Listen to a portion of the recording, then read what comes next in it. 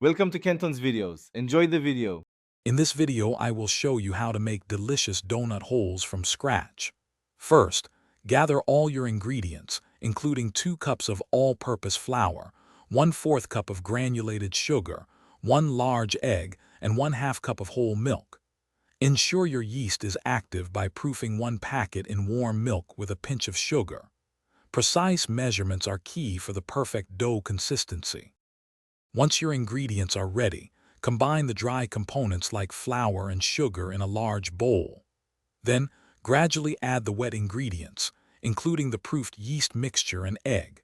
Knead the dough for approximately 8 to 10 minutes until it feels smooth and elastic. Afterward, place the dough in a lightly oiled bowl, cover it, and let it rise in a warm spot for 1 to 2 hours, or until it has doubled in size. After the dough has risen, gently punch it down to release the air.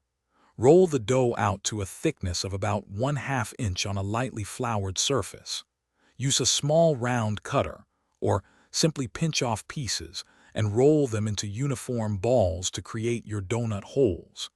Heat about 3 inches of vegetable oil in a heavy-bottomed pot to 350 degrees Fahrenheit. Carefully drop the donut holes into the hot oil and fry them for 2 to 3 minutes per side, until they are golden brown. While your donut holes are still warm, it's time to glaze them. In a shallow bowl, whisk together 2 cups of powdered sugar, 3 tablespoons of milk, and 1 teaspoon of vanilla extract to create a smooth glaze.